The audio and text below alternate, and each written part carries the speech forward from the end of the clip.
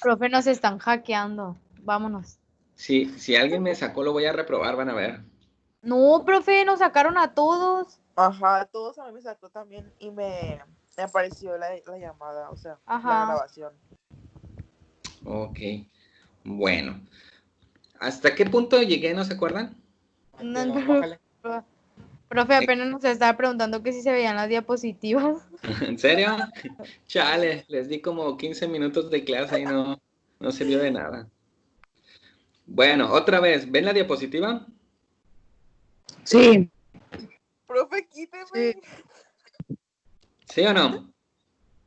Sí. Sí, profe. Ok, bueno, ni modo, comenzamos. Les comentaba que el conductismo, de cierta manera, es una corriente psicológica, una teoría psicológica, que de cierta manera le dio el nombramiento a la psicología como ciencia. Ustedes ya vieron la materia de teorías y sistemas, ¿correcto? Sí. Sí. Ok, entonces no nos vamos a adentrar mucho porque ya lo vieron ustedes.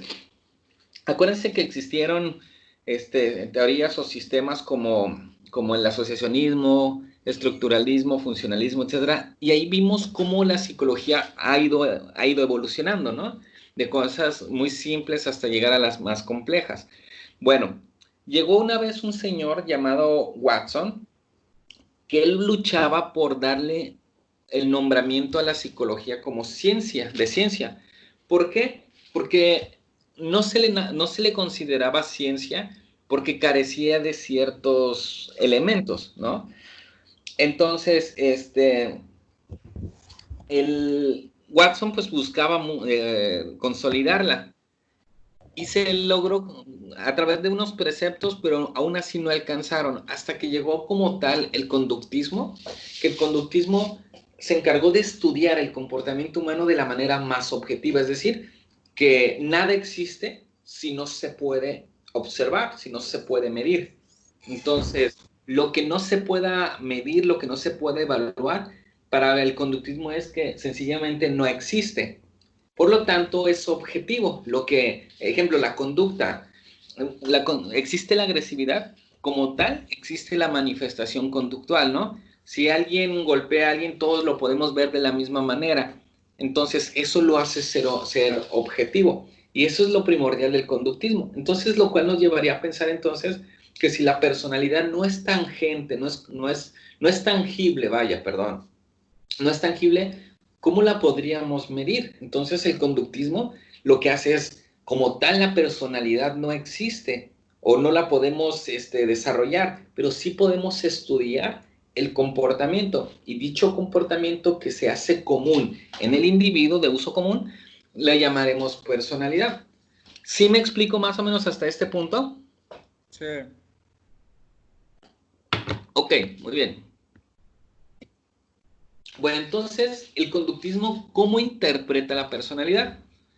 Dice que la interpreta como una conducta habitual aprendida, con un modo estable de dar respuestas a los estímulos ambientales. Entonces, para el conductismo, la personalidad es la forma en cómo te comportas de manera habitual, ¿no? De manera común ante lo que el mismo ambiente te estimula. Es decir, personalidad es tu comportamiento común en la vida. Si eres agresivo es parte de tu personalidad. Si eres, no sé, de cierta manera asocial, pues es parte de tu personalidad, ¿no? Entonces, el comportamiento común es lo que él llama, el conductismo llama como personalidad, ¿sí?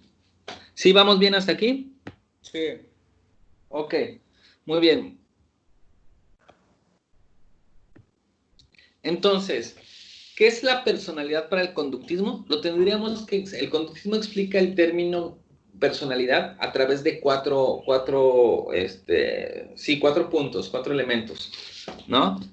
El primero dice que el conductismo aceptaría muy bien la frase, dime lo que haces y te diré lo que eres. ¿Qué quiere decir? Que para el conductismo lo que, tu forma de comportarte es lo que eres como persona. O sea, no se puede actuar de una forma y ser de otra, ¿no? O sea, por así decirlo, no puedes llevar a cabo conductas delictivas y decir que no eres delincuente, porque eso entonces ya es disocial, pues eso es falacia, vaya, no podría ser posible desde la perspectiva conductista. No puedes tener a cabo conductas inapropiadas de tipo, por ejemplo, sexual con el género contrario y decir que no eres de esa manera. ¿Me explico? Entonces, la forma, en pocas palabras, la forma en cómo te comportas, cómo manifiestas, te manifiestas, la forma de tu comportamiento es lo que eres como individuo. Y eso te lleva a construir tu personalidad. Por tal motivo, entonces, diríamos, es ilógico, es irreal, no existe la oportunidad o la opción de que tú puedas comportarte de una forma y que no seas de esa forma, ¿no? Es como decir, oye, pero tú robas, sí, pero yo no soy un ladrón, solo lo hice esta vez por necesidad. Aquí la cosa es que sí, robaste en esta ocasión, pero seguramente antes cometiste algún tipo de robo, ¿no? No digo que a lo mejor de un banco, pero sí cometiste algún tipo de conducta delictiva, por lo tanto no es la primera, o sea, nunca se empieza siendo delincuente como de un día para otra. Hay una serie de conductas que te llevan a actuar, por lo tanto, te llevas a cabo una conducta desviada. ¿Sí me explico? Entonces, profe, eso quiere decir que siempre ha sido como quien dice delincuente, solo que no. Si no ha sido delincuente, porque el delincuente es cuando ya fue sorprendido, ya está siendo procesado, ya fue procesado, pero sí pudo haber sido que llevara a cabo conductas delictivas. O sea, por ejemplo, a lo que voy, mire, se los voy a platicar de esta manera. Si los hago bola, con toda confianza me dicen, ¿eh?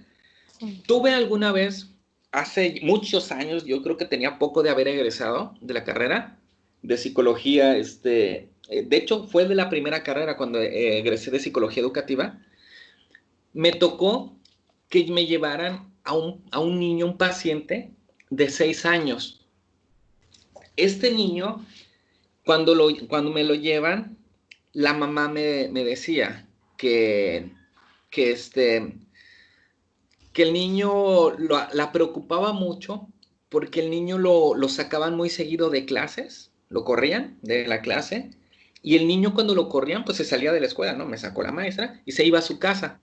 Entonces a veces la señora no estaba y cuando regresaba, pues resulta que tenía desde las 9 de la mañana el niño ahí en la casa, ¿no? Y ya estaba jugando, comiendo, haciendo qué sé yo, pero sucedía muy comúnmente esto. Me decía la señora que le preocupaba porque incluso peleaba mucho con sus compañeros, retaba a la maestra, les pegaba a los compañeros, cuando el compañero le regresaba el golpe, él no se quedaba a gusto y él tenía que dar siempre el último golpe, en pocas palabras, y eso genera que se encontrara con otro niño que fuera también o que no fuera dejado y le respondía la agresión y pues se armaba un pleitazo, ¿no? Incluso lo había encontrado en algunos casos maltratando animales. Lo más grave fue cuando colgó un gato de un tendedero, lo amarró de la cola. El gato estaba literalmente colgado de la cola. El niño empezó a echarle gasolina y quería prenderlo. Cuando él pues estaba a punto, la mamá le echó el grito y quién sabe cómo se zafó el gato. El punto es que el gato se le escapó. Pero él ya lo tenía colgado, ya le había echado gasolina al gato. Solo faltaba, como quien dice, la flama, ¿no? Entonces, ese fue el detonante por lo que la mamá lo lleva a consulta. Bueno, ese es vaya, lo que a ella la asombra o le incomoda o le da miedo, qué sé yo, y dice, bueno, ahora sí lo voy a llevar, ¿no? Voy a hacer caso a lo que la escuela me pide porque en la escuela ya también solicitaban el apoyo psicológico. Este niño fue diagnosticado con trastorno negativista desafiante en un comienzo y estaba llevando a cabo, era un fuerte candidato a desarrollar en un futuro cercano un trastorno llamado trastorno disocial de la conducta. ¿Qué es el negativista desafiante? Digamos que es como el trastorno más light, por así decirlo, ¿no? En el que él no acepta indicaciones de adultos, él no respeta figuras de autoridad como maestros, adultos, los policías, el director de la escuela, qué sé yo, ¿no? El papá, etcétera. Profe, Mándeme. Esas características del niño ese que usted cuenta no son como las de los comienzos de un psicópata o algo así. Obviamente no estoy Sí, diciendo que el niño sea psicópata porque nos ha dicho la maestra que no lo pueden diagnosticar así, pero si esas características las tuviera una persona, no sé, como unos 20 años, entonces ya podría ser dicho que es un psicópata, ¿no? ¿Verdad? O así. Pues, es que para allá va, para trastornos más complejos. Si se fijan, el diagnóstico es un negativista desafiante. Como les digo, es lo más light, pero es muy común que de un trastorno negativista desafiante se pase a un disocial. Y ya después de un disocial, ya se pase, por ejemplo, a un trastorno más complejo. Se me escapa el nombre, que es una patología más fuerte, ¿no?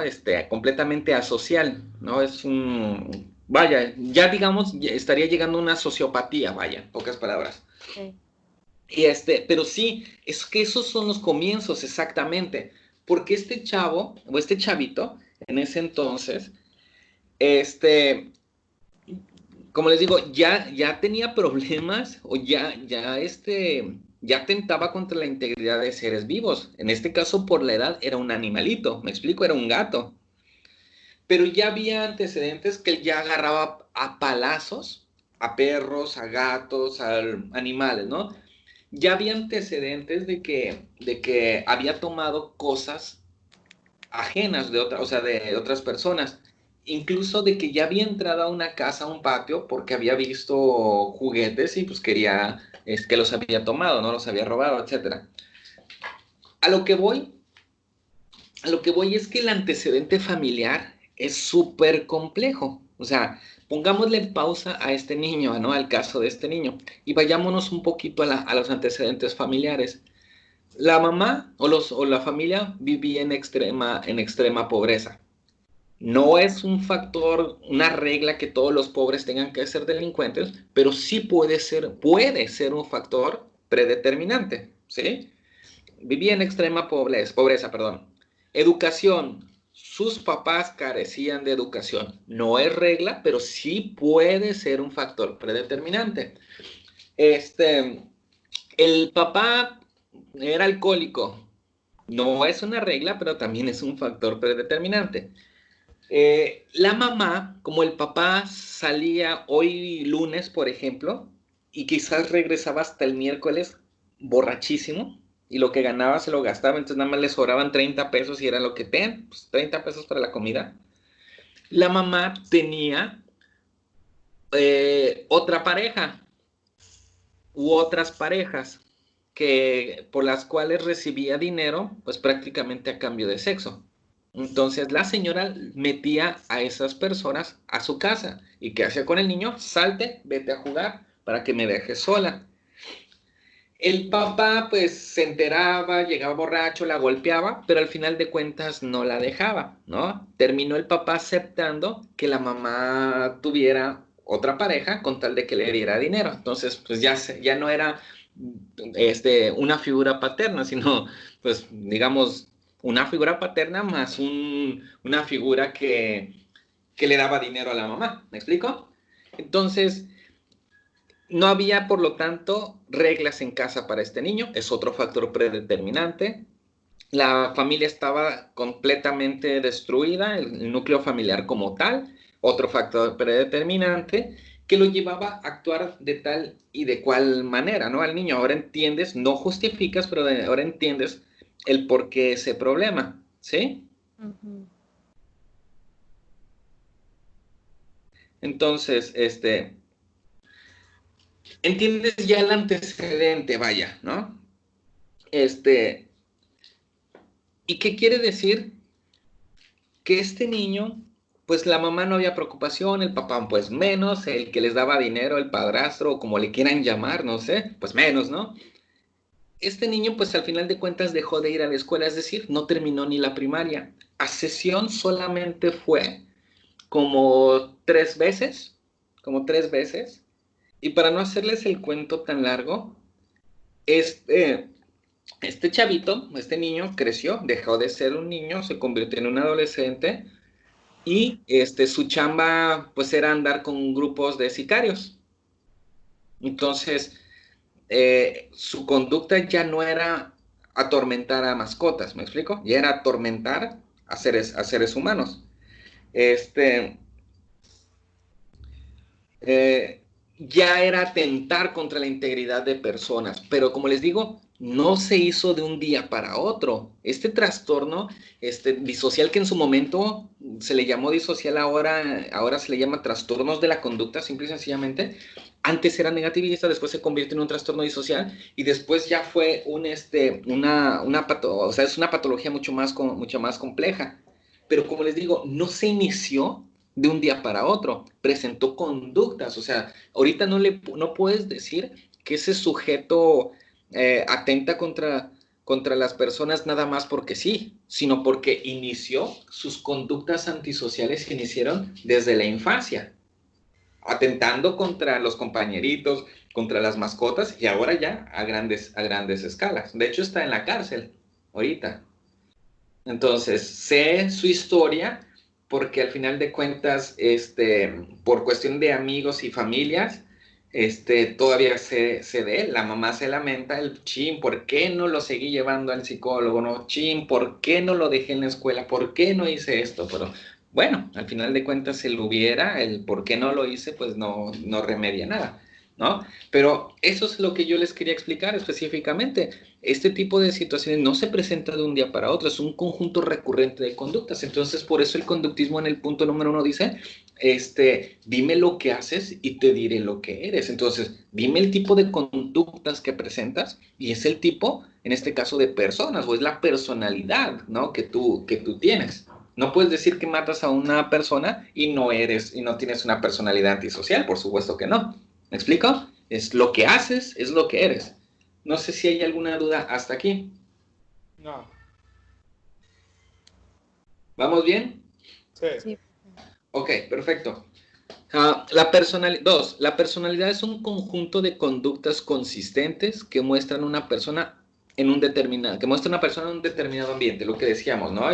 Son conductas constantes porque siempre se están presentando. O sea, no es que hoy sí, en 5 años otra vez, y no, estamos hablando de que es una constante, vaya, al final de cuentas, ¿no? Comúnmente se presentan ante situaciones de su medio ambiente, ¿no?, del contexto en donde ellos se desempeñan.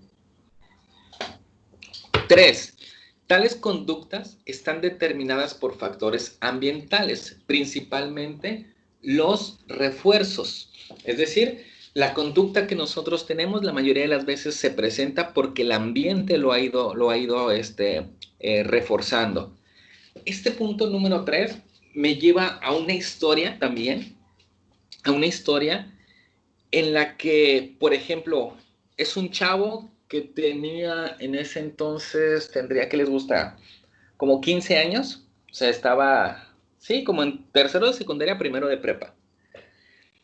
Y el chavo hacía funciones de papá. ¿Cómo está eso? Pues me preguntan como que, caray, ¿cómo que funciones de papá? El chavo decía, por ejemplo, ¿sabes qué? Ya le hace falta pintura a la casa. Hay que pintar. Y le hablaban al pintor y el pintor decía, bueno, pues voy a cobrarles, vamos a X cantidad, ¿no? 3,000 pesos. Y el chavo era el que decía, sí, está bien, a partir de qué día puede hacer el trato, ¿no? Aunque estuviera la mamá ahí.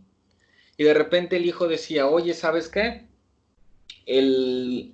Al carro ya le hace falta el mantenimiento, hay que hacer el mantenimiento, hay que llevarlo con el mecánico.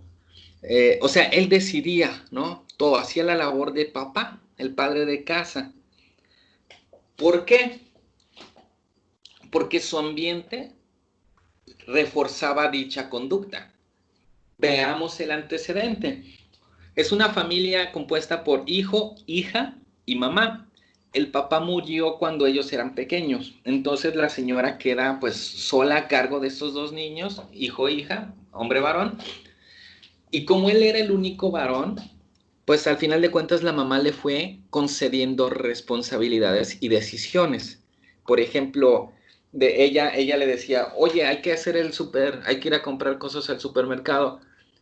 ¿A cuál quieres que vayamos? No sé, ¿a Ley o a Soriana? Y ya él decía, no, a Soriana. Ok. Oye, fíjate que eso. Entonces la mamá, todo lo que deseaba hacer, lo consultaba con él, como si él fuera el, pues vaya, ¿no? Como si fuera casi casi el marido, ¿no? El esposo. Entonces él fue creciendo desde pequeño y fue asumiendo ese rol. El que le decía a la hermana, hey, no te pongas eso, hey, no salgas así, ya, te tienes que regresar, ya es tarde. A sus 15 años, cuando la hermana incluso era 2 años mayor que él. Entonces, él hacía la función de hermana, ya vente, hey, ¿sabes qué? No te enojes, mi mamá, no le hables así, siéntate y no vas a salir y que quieren venir tus amigas, quieres salir con tus amigas, que ellas vengan y así. Entonces lo hicieron de cierta manera, pongámonos en esas palabras, madurar, ¿no? Actuaba como un adulto y no como un adolescente o menos como un niño. Entonces, el ambiente era el que lo fue reforzando. ¿Quién era el ambiente? La mamá y la hija que le daban o lo ponían en la posición de tomar decisiones. Ellos fueron los que reforzaron el comportamiento del chavo. Total de que este chavo, cuando tiene su primera novia, que si mal no recuerdo, fue como a los 17 años, la trataba como si fuera la hija, pues. Entonces le generaba muchos conflictos, muchos conflictos, ¿no? No duró mucho, después encontró otra pareja y era muy similar. ¿Por qué? Porque al final de cuentas el ambiente lo llevó a actuar de tal y de cual manera y le costaba mucho trabajo a él salir del ambiente familiar, porque recuerden que el ambiente familiar es de una forma, pero ya cuando vas a tu escuela, cuando vas con los amigos, al final de cuentas el ambiente suelen ser un poco distintos. Entonces ya a él le costaba mucho trabajo desempeñarse o desenvolverse en esos otros ambientes. Ahí para el psicólogo, pues imagínate qué problemón, cómo lo puedes ayudar a adaptarse, ¿no? Tendría que romper primeramente esos vínculos, esos patrones aprendidos desde la infancia de casa, tendrías que ayudarlo a romper esos patrones para que cambie, pero eso es al final de cuentas ya una personalidad que la ha ido construyendo desde el punto de vista conductista. No sé si me explico. Sí. Sí. ¿Vamos bien, muchachos? Sí, profe. ¿Ya Sí, entró profe. Cielo? No la he escuchado, anda muy callada hoy. Yo. Ok, muy bien, muy bien. Bueno, 4. Los principios conductistas permiten explicar, en función de la historia individual, qué factores llevan a que una persona muestre tales y cuáles características de personalidad. Además, plantea la posibilidad de que la modificación de la personalidad modificando conductas. Bueno, en pocas palabras, dice que los principios conductistas nos permiten entender tales y cuáles conductas te llevan a tales y cuáles características de la personalidad, ¿no? Entonces volvemos a lo mismo. En el caso del primer ejemplo que les puse, el primer caso, este niño vivía en un ambiente hostil, ¿no? Imagínense, o sea, pónganse en el lugar de un niño que el papá borracho llegaba, golpeaba, se iba, no daba dinero, o sea, ejercía el papá violencia psicológica, violencia física y violencia económica, imagínense, ¿no? La mamá, pues, que es una imagen santificada para todos nosotros, resulta que la mamá metía a otro, ¿no? Entonces, vete para allá, no nos molestes, déjanos, bla, bla, bla, y así sucesivamente. Entonces, al final de cuentas, era un ambiente, pues, hostil, ¿no? Un ambiente que no tenía cuestiones o características sanas. Entonces, por eso nos lleva a desarrollar una personalidad pues antisocial, ¿no? Una personalidad de tipo, pues psicótica al final de cuentas, no, fue perdiendo esa sensación o esa sensibilidad por el valor humano, entonces lo entendemos. En el caso de este chavo, del otro caso que les platico, pues el ambiente fue como muy acogedor, pero pues el ambiente era como darle el poder a él. Entonces, él al final de cuentas fue creciendo sabiendo que tenía un poder sobre las dos personas con las que vivía, ¿no? Entonces él tomaba las decisiones necesarias. Y nos dice también que entonces la personalidad se puede modificar. Sí, sí se puede modificar, siempre y cuando se modifiquen las conductas. Entonces, en el caso del segundo caso del niño, del chavo ¿cómo podría modificar su personalidad? Pues es lo que les decía, tenía que romper patrones, cambiar patrones de conductas aprendidos desde la infancia para que pudiera él adaptarse a los otros contextos. Entonces, en teoría, bajo la perspectiva conductista, la personalidad sí puede cambiar cuando cambias las conductas. ¿Sí me explico?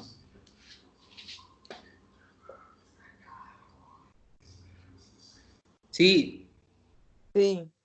Okay. Sí, profe. ¿Sí vamos bien entonces, muchachos? Sí. Sí. Sí, ok. Conste, porque eso va a venir en el examen. No, puede ser. ¿Examen de qué? Ahí sí contestan todos, ¿verdad?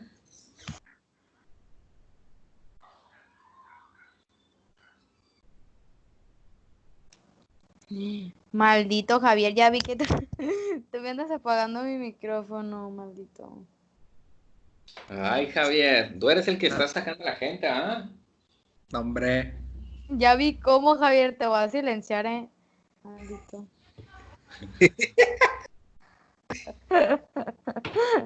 ¿Quién está peleando? Javier con Cielo, ¿ah? No, profe, es cura, no me está haciendo nada. Mírala, qué bárbara. Somos amix, never enemies. Ya sé quién va a ser la próxima pareja del salón como en 8 meses. No creo. La Ya veremos. Bueno, ok. Vamos a ver a dos autores. Dos autores, pues de mucha tradición, ¿no? Para el conductismo. Llamado Dollar y Miller. Sus aportaciones fueron importantísimas para entender el aprendizaje social, es decir, cómo los individuos, en base a sus relaciones sociales, a sus relaciones interpersonales, pues contribuyen al desarrollo de una personalidad.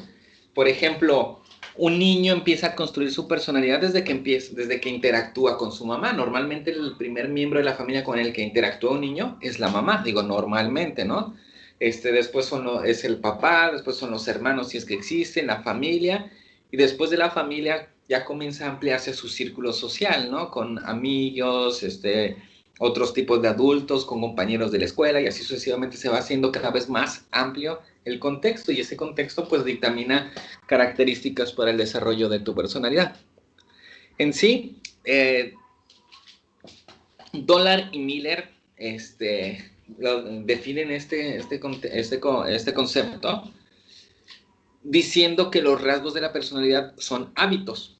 Si se fijan, volvemos a lo mismo, ¿no? Constantemente las mismas conductas que se presentan. Son hábitos, respuestas estables y aprendidas ante determinados estímulos. Volvemos a lo mismo. La personalidad son las conductas o el conjunto de conductas que se presentan constantemente ante situaciones del medio ambiente en el que él se desempeñe. ¿Ok? Estos dos autores insisten en que el aprendizaje se realiza gracias a los refuerzos que reciben en el ambiente en que se vive.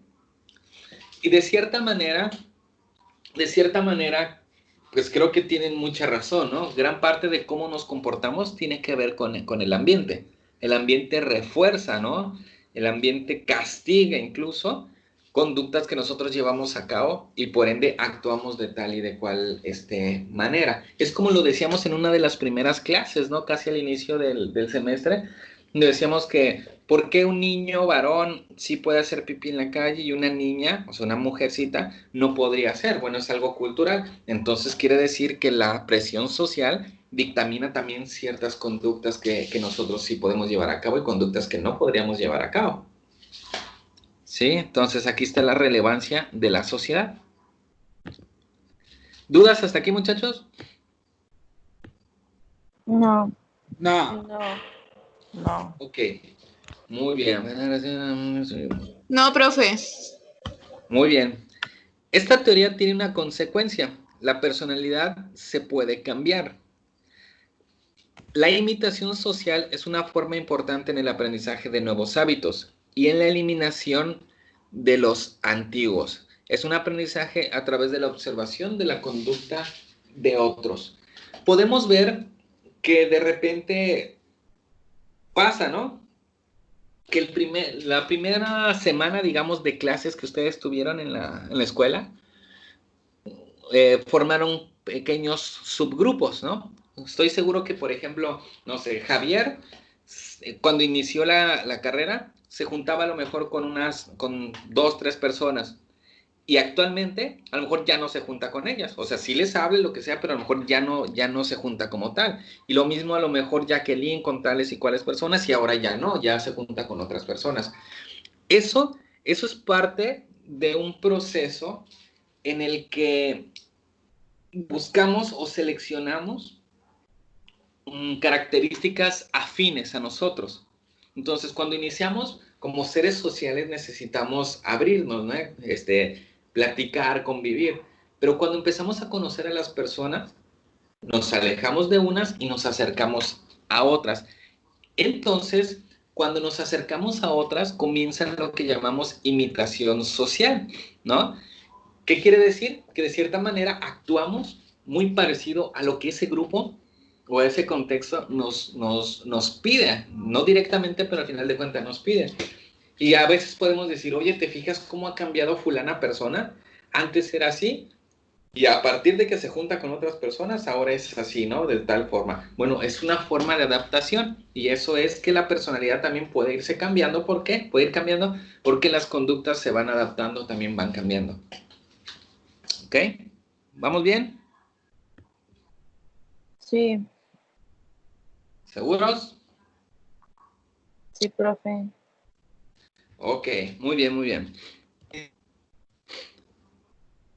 Dollar y Miller, las aportaciones de estos dos autores se basan en 4 conceptos fundamentales: impulsos, respuestas, indicios y refuerzos. El impulso es básico en todo aprendizaje para que presione al sujeto a actuar. Todos de cierta manera actuamos por impulso, según estos dos actores, estos dos teóricos, vaya. Es decir, cuando algo sucede en nosotros y nos lleva a actuar. El impulso es una conducta, vaya, más que un pensamiento. El impulso es una acción. Normalmente los impulsos no se piensan y se actúan, ¿no? Por eso hablamos de que cuando una persona actúa impulsivamente es que no conectó lo que piensa con lo que hace, simplemente actuó.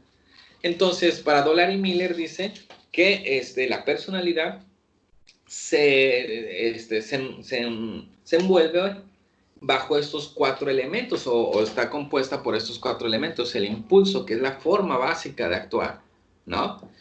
Segundo, las respuestas. Estas respuestas son provocadas por los estímulos o por los indicios suficientemente fuertes para actuar como impulsos y provocar la respuesta correspondiente. Ejemplo, no sé, Javier, ¿qué pasaría si tú, no sé, te comienzas a hablar con una persona, un compañero, una compañera, ¿no? De tu salón, y dices, mira, me cae muy bien, pero de repente te das cuenta que esta persona, no sé, a lo mejor habla mal de ti. ¿Te quedas o te alejas de la relación con esa persona? Me alejo. Te alejas, exacto. Ok, te alejas. ¿Qué quiere decir? Que entonces tu conducta está influenciada por una forma, vaya, actúas por un impulso. En este caso tú dijiste, no, es que mejor no me conviene estar con esta persona, o no me gusta, o no me nace, y eso lo provoca un estímulo o un indicio, ¿sí? Eso nos lleva a actuar de tal y de cual forma. ¿Qué pasa, por ejemplo, cuando las mujeres, que no es exclusivo de las mujeres, ¿no? Pero es muy común. Cuando las mujeres viven violencia en el noviazgo, ya no digas en el matrimonio, ¿no? Violencia en el noviazgo. A veces las mujeres lo entienden y dicen, no me gusta que me cele.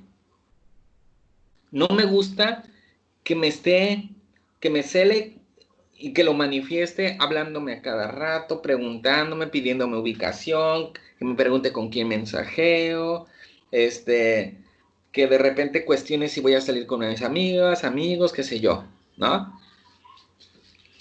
Pero sin embargo, dice, llega a tal grado esa relación que a lo mejor así se inició, pero después es ese tipo de celos más otro tipo de acciones, y a lo mejor ya hay jaloneos, a lo mejor ya hay groserías, ya hay palabras groseras, ¿no?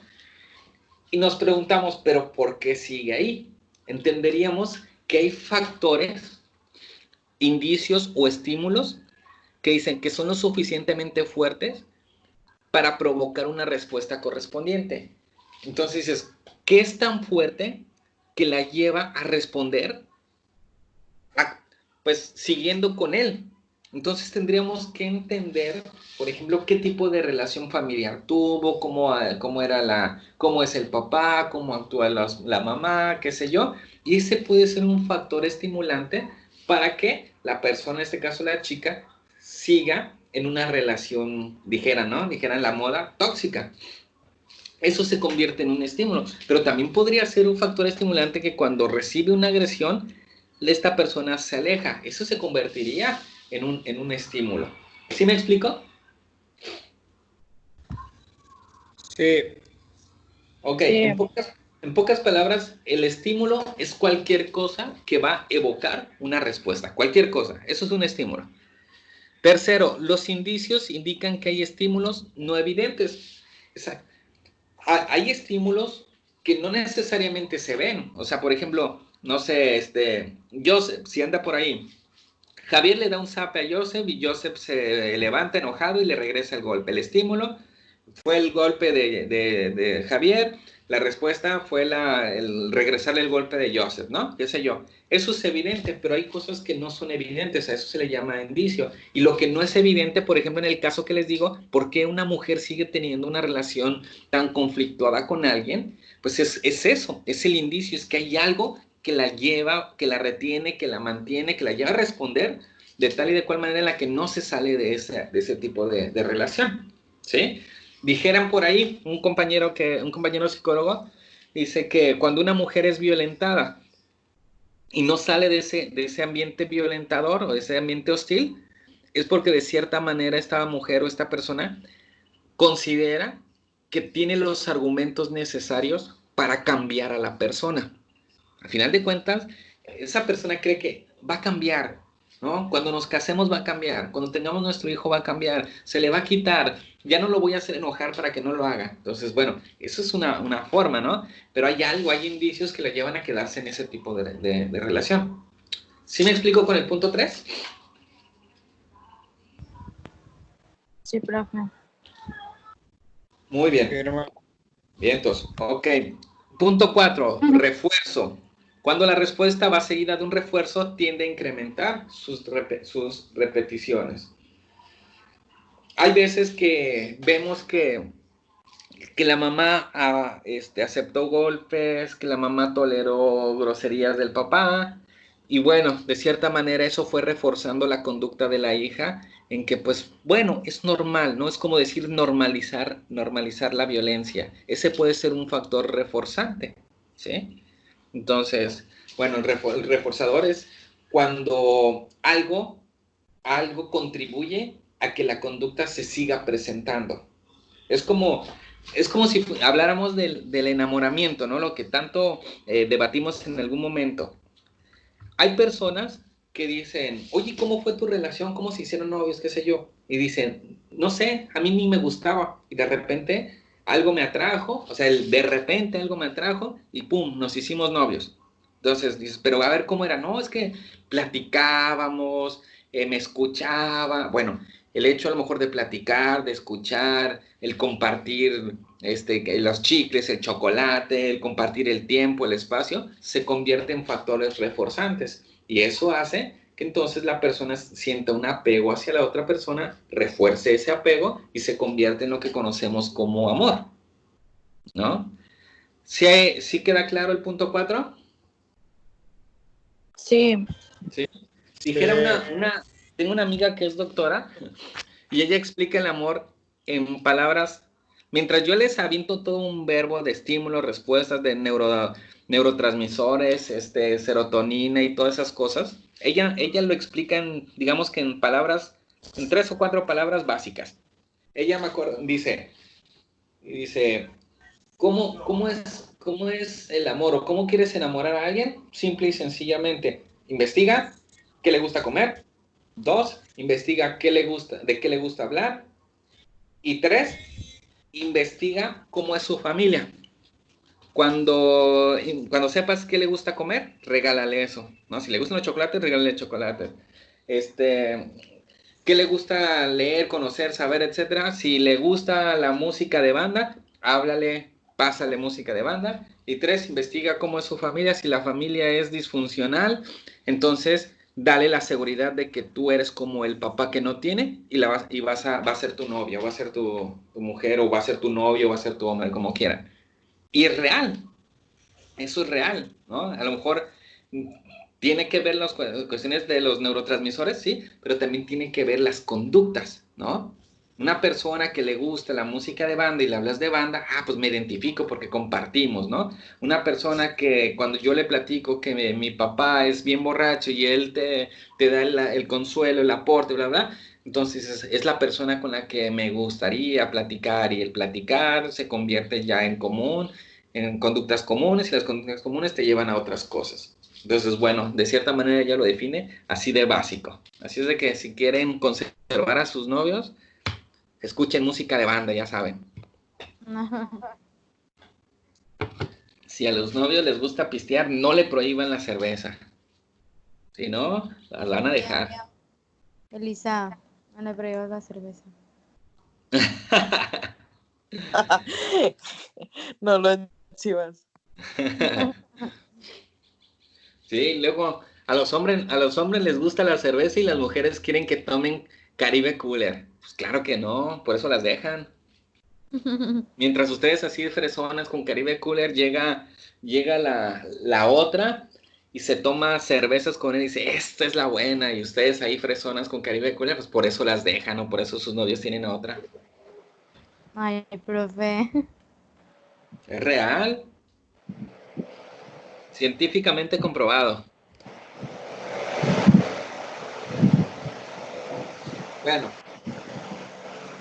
a manera casi ya de síntesis o de cierre, estos dos psicólogos definen que la psicología debe estudiar solo la conducta. Si se fijan, el conductismo no le interesa hablar de emociones, o sea, le interesa cómo se manifiestan, ¿sí? La conducta. Saben que existen las emociones porque son conductas, ¿sí?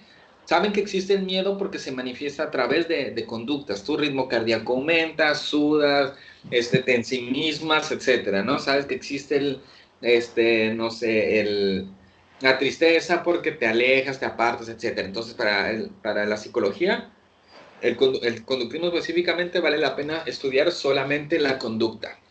Y la conducta está determinada por el ambiente, o sea, el ambiente genera que nosotros actuemos de tal y de cual manera. 3, las conductas se manifiestan de manera consistente ante determinados estímulos por causa de refuerzos. Entonces, lo que eres es como actúas, no hay más, ¿no? Lo que decíamos hace ratito. Un refuerzo es cualquier evento ambiental que un organismo puede percibir y que aumenta la probabilidad de que ocurra una respuesta. Lo decíamos de esta manera, ¿no? ¿Qué pasa si, por ejemplo, tú tienes, bueno, existen muchas veces las situaciones, ¿no? En la que conoces a un chico y este chico refuerza lo que a ti te gusta, no sé, refuerza el que te gusta hablar, el que te gusta el tipo de música, el tipo de experiencias, pues al final de cuentas con él formas una relación. ¿Por qué? Porque generó ese refuerzo de lo que a ti te gusta, ¿sí? Entonces, bueno, es parte de... 5. La relación entre estímulo, refuerzo y conducta permite predecir una conducta controlada y modificarla. Este punto 5 es importantísimo. Dice predecir la conducta y modificarla, ¿no? Controlarla y modificarla. Lo que el niño, en el primer ejemplo que les puse, lo que el niño presentaba como lastimar animalitos, pelear con los compañeros, etcétera, eran conductas que predecían la aparición de conductas cada vez más graves y más violentas, o sea, el desarrollar una patología. Si a este niño se le hubiera atendido de la manera más adecuada, muy probablemente no hubiera llegado a esos extremos, ¿no? Pero bueno, se sabía que si no se atendía de la manera adecuada, pues ese era el riesgo que se corría y la mamá lo sabía, porque decíamos, esos son los indicadores de un trastorno llamado negativista desafiante, pero muy probablemente después de pasar por ese trastorno se llega a otro y muy probablemente hasta llegar a cosas más fuertes, ¿no? Entonces es como cuando dice la abuelita, si no le pones disciplina ahorita, el niño se va a hacer maleante. Pues prácticamente eso es lo que sucedió. ¿Dudas hasta aquí, muchachos? No. No. ¿No? ¿Ya se durmieron? ¿Por qué No. andan tan calladitos? Y seguimos vivos, profe, todavía. La pandemia me ha hecho los mandados de... Ok, muchachos, entonces tienen toda esta semana pues, todavía para subir la segunda parte de la línea del tiempo. En teoría, pues es algo que ya habíamos visto, son autores que ya habíamos abordado, solamente es prácticamente poner el año, ¿no? Por como lo quieran organizar, poner el autor y poner la aportación. No necesitan ser textos amplios, de hecho es súper concreto. Si pueden concretar toda su aportación en una serie de un enunciado de palabras, pues obviamente mucho mejor, porque ese es el enfoque que se quiere, ¿no? Que se manifieste o se plasme nada más lo aprendido durante este tiempo en estos autores bajo ese argumento. Entonces, no sé si hasta aquí... ¿Cuánto vale la línea, profe? ¿Mande? ¿Cuánto vale la línea? Las dos valen 40. Las dos valen 40 que la vamos a utilizar pues para evaluar el tercer parcial. El segundo parcial les comentaba, para los que ingresaron un poquito más tarde, el segundo parcial ya está evaluado. ¿Cómo estuvo evaluado? Con todos los trabajos, todas las actividades, todas las partes, todo lo que hicimos a lo largo de estos días. Entonces, prácticamente es que si en plataforma, ustedes entraron y prácticamente si en plataforma, no sé, hicimos 7 actividades y cada actividad unos valían 2 puntos, otros 5, otros 10 y así. El total, vamos a suponer si era el total de 50 puntos, pues el que tuvo los 50 puntos, pues tiene su 10, ¿no? El que tuvo 48 a lo mejor tiene un 9.6 y así sucesivamente. En función de las calificaciones obtenidas en las tareas y en los trabajos, fue la calificación del parcial. Y línea del tiempo va a ayudarnos a evaluar el tercer parcial. ¿Ok?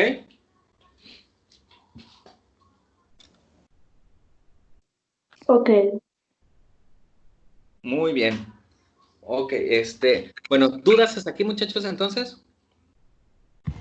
No. No. Sí, calificaciones, profe. ¿Mande? Calificaciones. ¿Les digo las calificaciones por aquí o me lo preguntan personal o por aquí, Ingeso? Por aquí, profe. Por aquí. Por aquí. Ok, bueno. Ya está. Ahorita se las voy a decir. Yo reprobé ni me diga por aquí, profe.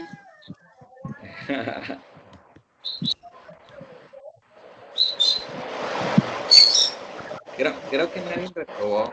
O bueno, creo que solamente 2.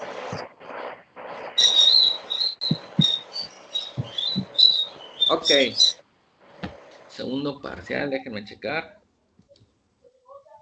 ¿Pueden ver la pantalla? Negativo. Negativo, ok. Bueno, igual se las dicto. O se las digo. Ok, recuerden que fue en función de las tareas, las actividades y tareas entregadas, ¿no? Trabajos, proyectos, todo esto. Bueno, empezamos con Yasmín Guadalupe, 9.8. Yulisa, 8.8. Alexia, 7.2. Cintia, 8.04. Joseph, 9.7. Cielo, 9.8. Elisa, 9.7. Alapisco Gastelum, 10. Reintería Tirado, 6.9. Tirado Osuna, 8.6. Y Daniela Berenice, 10. No redondea, profe. Como debe ser. Alguien preguntó algo, no, pero no escuché bien. Profe, redonde. Ok. Hay varias calificaciones que tienen, por ejemplo, 9.8, ¿no? Que realmente la calificación es como 9. Por ejemplo, el caso de Gamboa Yasmín, ella su calificación es de 9.89.